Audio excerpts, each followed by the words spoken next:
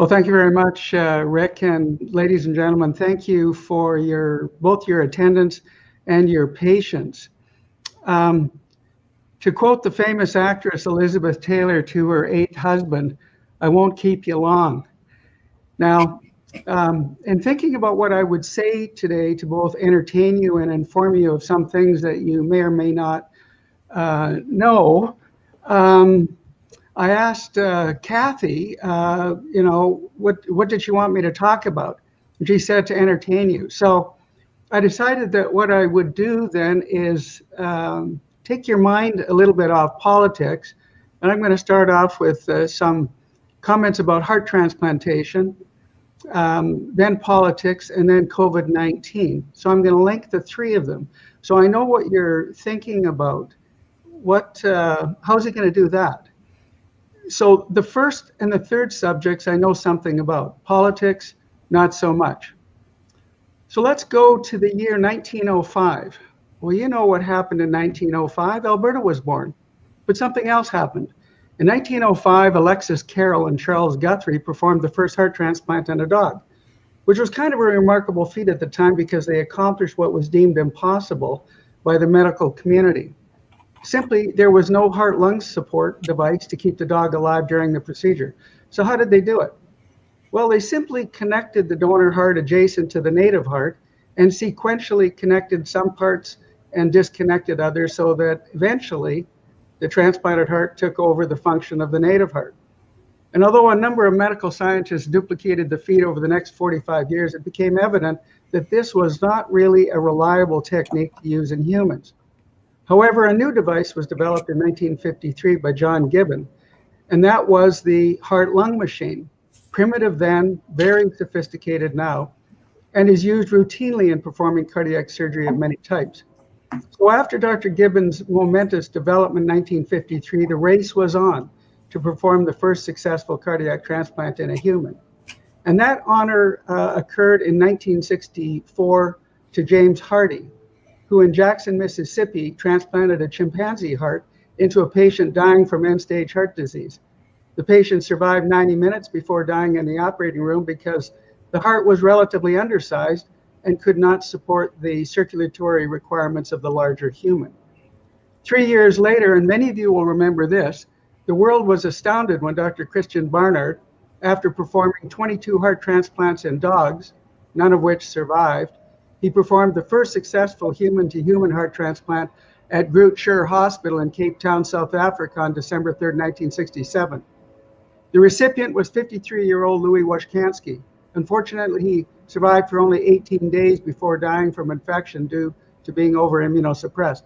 But 2 days after Mr. Washkansky died, Dr. Barnard performed his second transplant in a dentist by the name of Philip Bleiberg. And some of you might remember this. He survived for nearly 2 years. Now, interestingly, Dr. Barnard was feted around the world for his marvelous accomplishment.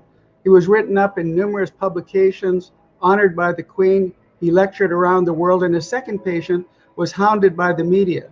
And this stimulated many international centers to try their hand at heart transplantation. But within 2 years, all centers stopped as patients were dying like flies from infection and rejection. And the medical community at that time really didn't have a good handle on how to control the immune system to prevent rejection without causing infection.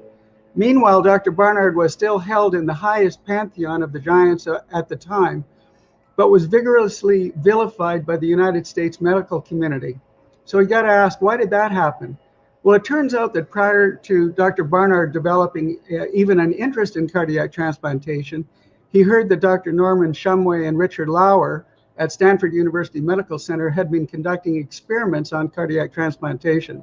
Dr. Barnard learned that Dr. Shumway's team had perfected the surgical technique, the method to prevent rejection, diagnose rejection, as well as how to treat it. But that science had not yet been tested in human heart transplant recipients. So Dr. Barnard took that knowledge to perform his first cardiac transplant. Only 33 days later, on January 5th, 1968, at Stanford Medical Center in Palo Alto, California, Dr. Shumway and his team performed the first successful human transplant in the United States. So the reason why Dr. Barnard was vilified by the US medical community was simple. He benefited from the background development work done at Stanford, which he didn't contribute to, did not fully understand the immunological and infectious considerations, and was perceived as having stolen Stanford intellectual property for his own personal gain and fame. Can you think of a country that is the poster child for stealing US and Western intellectual property? You probably can. It seems to be interfering with Canada's functioning as well. One very interesting side note to Dr. Shumway's first transplant is that the regional coroner hated Dr. Shumway and the Stanford cardiac surgical team. I think it was a jealousy thing, that the Shumway's team was getting all this publicity. But nevertheless, he arranged for Dr. Shumway and his team to be charged with murder for removing the heart from the donor. You see, at that time, it was the prosecution's contention that death occurred simultaneous with the cessation of the heartbeat. So the defense countered brilliantly. They presented to the court, can you think of it? They presented to the court the beating heart. But of course, the heart was beating in the recipient. Therefore, there could be no murder, and the Stanford team won the case. So why this case was important is that it led to the development of brain death legislation still in use today. For myself, from 1981 to 84, along with training in immunology, I was the chief resident in cardiac surgery and transplantation at Stanford University Medical Center, after which I returned to Edmonton and started Western Canada's first heart and lung transplant program in July 1985. And for most of the next 30 years, I directed both the transplant program as well as the cardiovascular intensive care unit. So you might say I'm pretty familiar with immunology and infectious disease, which leads to COVID-19, which I'm going to touch on later. So many people have asked me, what's it like to do a heart transplant, particularly the very first one? Well, when I was at Stanford, the very first one that I did of the 23 that I did while I was there, this was the feeling doing the very first one. So you take that cold heart of the donor that's been specifically cooled and protected, and you implant it into the recipient, make the connections, and as that heart comes to life, it gives life. So that's kind of the metaphorical sense that I had. Of course, after a number of transplants, it becomes a routine circumstance, but you can think about a heart giving life in this context. Well, how does this all link to politics? Well, since September 1, 1905, the beating heart of Alberta has primarily served the economic and natural resource requirements of central Canada, thanks to the entrepreneurial spirit and work ethic of Albertans. So strong has this work ethic and heartbeat been that prior to 1980, a momentous shift was occurring in Canada. Alberta was becoming an economic powerhouse and a threat to central Canada as the economic capital of Canada.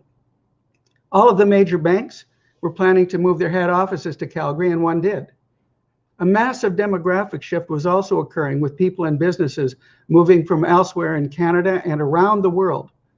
At the same time, prior to 1980, another momentous event was taking place. Quebec was preparing for its referendum on secession from Canada. Now, no matter what you think of Pierre Elliott Trudeau, and I truly was never a fan, or Marc Lalonde, Trudeau's finance minister, along with stimulation from Bay Street and Montreal, they came up with a truly brilliant plan to prevent Alberta from ever again threatening Laurentian Canada or central Canada as the economic center of power again, and to keep Quebec from seceding. And I know you know what that plan was. It was the national energy policy. They outsmarted Premier Lougheed. Metaphorically, that was an attack on the beating heart of Alberta, not unlike a real heart attack causing irregularity and decreased pumping power or death.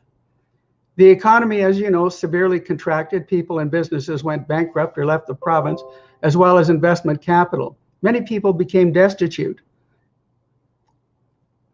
And for many, their beating heart stopped cold. But then something miraculous happened. Over the next 25 years, the barely beating heart of Alberta started to beat stronger and faster, despite the NEP. That entrepreneurial can-do spirit of Albertans fired up that beating heart. And when Ralph Klein left office in 2006, Alberta had a AAA bond rating and 33 billion in net assets. And the beating heart of Alberta was beating strong again, and investment capital was returning to Alberta. It's important for Albertans to understand the real message of the national energy policy. It wasn't simply to take money out of Alberta. It is this, and listen carefully. It was because central Canada will never again permit Alberta to threaten their hold on economic power or demographic voting power, which is why representation by population or a Triple E Senate will never occur, and is why the Constitution will never change. In fact, the hurdles to change the Constitution are virtually impossible to overcome. Now, to cement Pierre Elliott Trudeau's legacy, you can now understand why his son, you might call him Kindergarten Trudeau, has announced the phasing out of the Alberta hydrocarbon industry so that Alberta can never, ever rise up and challenge central Canada again as the economic center of power. Trudeau knows that Alberta's oil resource, which is at least the third largest oil resource in the world, could fuel North America's energy requirements for the next 1,000 years. He knows that if Alberta continues to develop and expand oil extraction, it will be just a matter of time before Alberta once again threatens central Canada for dominance. And here's a piece of evidence to think about, that Trudeau's attack on Alberta is truly aimed at cementing power forever in central Canada. He is not stopping the tankers from Saudi Arabia or Azerbaijan or elsewhere from docking on the east coast of Canada or at the refineries up the St. Lawrence River in Montreal. Think about it, folks. He knows that the world will need oil and gas for centuries to come, but it's okay to shutter Alberta's oil and gas industry in favor of foreign sources. By eliminating Alberta's oil and gas industry, he accomplishes three goals. One, to prevent Alberta from ever again threatening central Canada for economic power, which cements his father's legacy. Two, to virtue signal to the world his misguided stance on CO2 emissions. And three, to keep Alberta subservient to central Canada in perpetuity, as was planned for when Alberta joined Canada in 1905. Of course, Trudeau has also turned his kindergarten mind to the environmental green lobby championed by the World Economic Forum, the United Nations, the Paris Climate Accord, and the Marxist plan of the Great Reset. He wants Canada to be the first post-national country, subservient to the dictates of the UN. He's supposed to represent Canadians, not the United Nations. He obviously agrees with the socialist agenda that the real purpose of the environmental movement is to redistribute wealth from those that create it to those who don't. Trudeau and all Marxists, as well as those who advocate for the elimination of fossil fuels, exhibit the dogmatic certainty of complete ignorance every time they speak. Let me repeat that. Trudeau and all Marxists, as well as those who advocate for the elimination of fossil fuels, exhibit the dogmatic certainty of complete ignorance every time they speak. They just don't understand. Don't you find it interesting that even Patrick Moore, who co-founded Greenpeace, has done a 180 and now supports the responsible development and transport of our natural resources? And what about Michael Moore's recent documentary, Planet of the Humans, which illustrates the hypocrisy of the environmental movement, for which even he has now been vilified by the environmentalists for pointing out the fallacies of ending oil and gas? For those of your friends and acquaintances who feel that it is imperative to end the oil and gas industry, are you listening? Ask them if they know how many products derive from hydrocarbons. Most people are ill-informed and think maybe 5 to 10 products. They really can't think past gas and diesel fumes in the context of transportation or energy for home heating and cooling. Well, the reality, folks, is that there's over 6,000 products that emanate from a barrel of oil. Did you all know that? Look it up online. 45% of that barrel of oil is used for transportation and energy. Ask those who wish to end oil and gas if there is any redeeming value to CO2, especially because so many only think of CO2 as the cause of global warming. They don't think of CO2 as plant food and the reason why plant growth is booming around the world. Wouldn't it be great if we could ask plants what they think about this? Plant life is the carbon sump for the world. I don't have time to get into the fallacies of global warming except to say that none of the over 100 dire predictions over the last 70 years have come true, not one.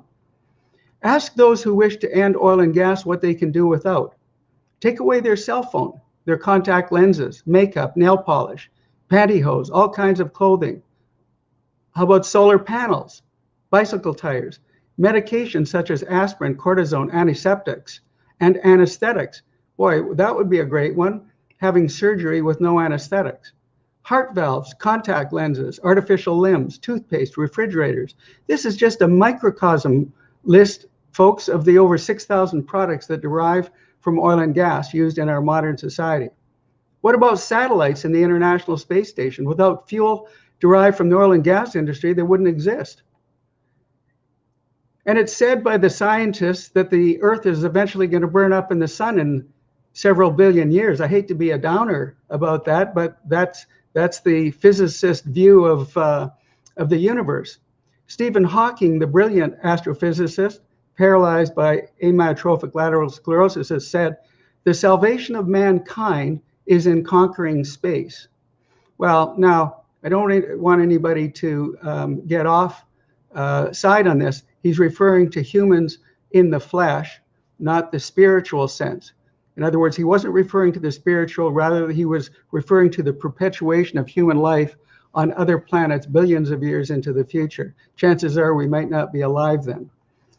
So do those misinformed socialist Marxist folks really want to hold back human ingenuity and take us back to the Neanderthal era when products derived from the hydrocarbon industry didn't exist? Doesn't it make you wonder what is being taught in school these days? I repeat, the dogmatic certainty of complete ignorance. It's so frustrating. Okay, now that we know that kindergarten Trudeau and Central Canada's end game is to eliminate Alberta's oil and gas industry by 2050, and the real target is 2030, which will achieve their primary goal of preventing Alberta from ever again challenging Central Canada for economic supremacy, what are we as Albertans prepared to do about it? What does history tell us? Well, history tells us that no Canadian federal government has ever protected Alberta's interests or ensured Alberta's future prosperity, because it was never constitutionally mandated. And no Alberta provincial government has ever been able to either. Not that they haven't tried. And since we will never be able to change the Canadian Constitution to protect Alberta's interests, what can we therefore confidently predict about Alberta's future based on both history and Trudeau's stated plans for Alberta? The trajectory to stop Alberta's beating heart is clear. If we don't do something different, the beating heart of Alberta will all but stop, or at best beat slowly and weakly. I will get to that something different in a minute. There's something different that we can do. But first, a couple of thoughts about COVID-19. So how did COVID-19 affect the beating heart of Alberta? I think many of you already know, and many of you have probably experienced it. How many more people have died from suicide and the inability to access healthcare? Well, we now know that many more hearts stopped from the lockdowns than from COVID-19. Hang on a sec. From COVID-19. How many businesses have been shuttered permanently or have left the province? Look at our massive unemployment. How much more domestic violence and crime has occurred because people are frustrated or desperate? What will be the ultimate impact on all who have not been able to access in-person education, sports, and social interaction, especially on our children? Let me pose this question. Do you value your freedoms and right to self-determination? Do you value freedom of thought, belief, conscience, religion, speech, and assembly? Do you feel that your freedoms and rights have been abrogated by the COVID-19 restrictions? for which we now know have caused more harm than COVID-19 itself. Ladies and gentlemen, we've learned much over the past several months. Perhaps the most important is the knowledge that lockdowns have stopped more beating hearts than COVID-19, which should have compelled Mr. Kenney and his government to end them. During my career as a physician and cardiac surgeon, I embraced the important tenet of the Hippocratic Oath, first do no harm, as all of my physician and surgeon colleagues embraced. The restrictions imposed by the Alberta and federal governments caused harm to Albertans and other Canadians. We saw that harm in the spring of 2020, and so did our current one-term premier. He apologized for the harm that his government caused, but then he did it again in December. He didn't learn anything. Jason Kenney and his government could have employed a focused approach, as I suggested to him in the open letter to the Premier that I sent to him on December the 11th, 2020. But he was unwilling to reevaluate the government's approach based on new information that arose in November and the early part of December, including the Barrington Declaration, which was published on October the 4th.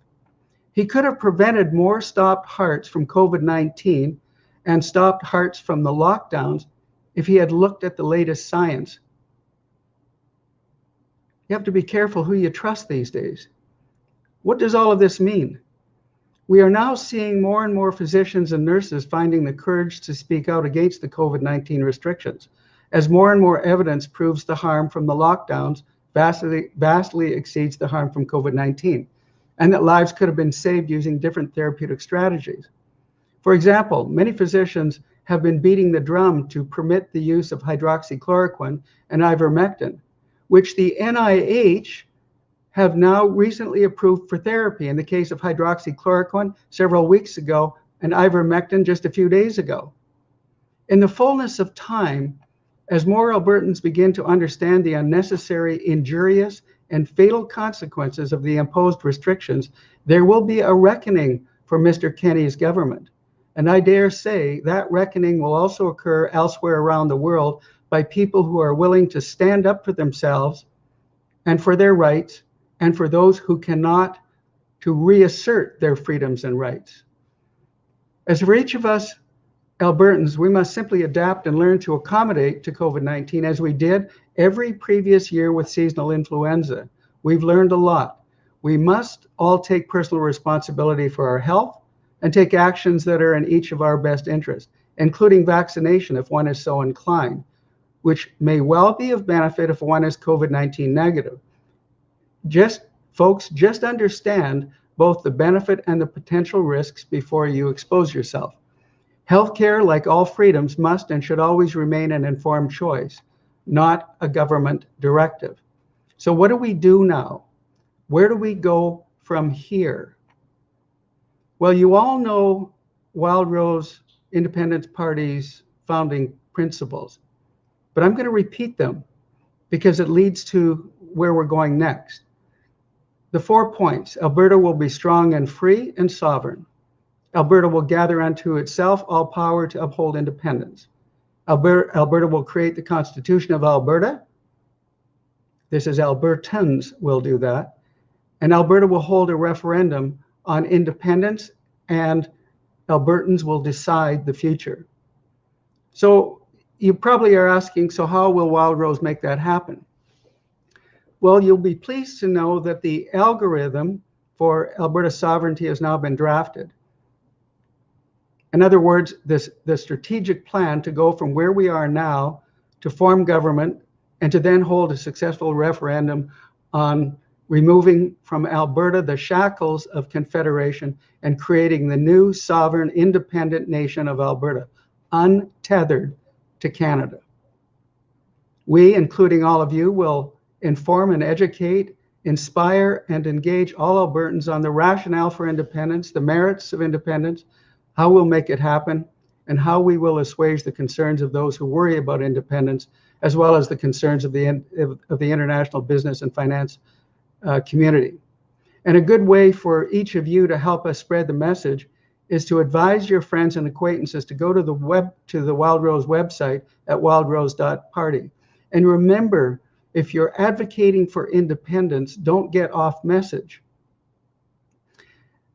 The new Wild Rose board will be tasked to hold a policy conference within the next few months, as well as a permanent leadership nomination, campaign, convention, and selection, as you have heard earlier today. Concomitantly, Wild Rose aims to set up all 87 constituency associations within the next 6 to 8 months, along with 100 to 150,000 new members. And we are targeting 500 to 700,000 members by the time of the 2023 election. While this may seem impossibly ambitious, remember that it takes just as much effort to think big as it does to think small. But it does take a lot of effort to make things happen.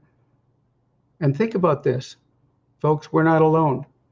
As I said earlier today, many in the West know that Canada is broken and Humpty Dumpty can't be put back together again. This is why we have the Maverick Party representing Western interests. Vote for them in the next federal election. We also have the rise of the Buffalo Party in Saskatchewan, which did phenomenally well in the provincial election after only being in existence for a few months. Albertans in particular, and Westerners in general, are angry and are prepared to think of a new paradigm for both Alberta and all of Western Canada. Ladies and gentlemen, don't dwell in the past. Their frustrations will be documented in the Declaration of Independence as the rationale for Alberta to chart a new path without being shackled to Confederation. Work with us to develop a new inspirational constitution for the new independent sovereign nation of Alberta. Help us build out the 87 constituency associations and help us to inspire 500,000 or more members to hop on the Wild Rose independence train. In closing, let's together fire up that beating heart of Alberta. And let me end this presentation with a quote from Ronald Reagan to be applied to the 2023 provincial election. We win, they lose. Thank you all for your attention.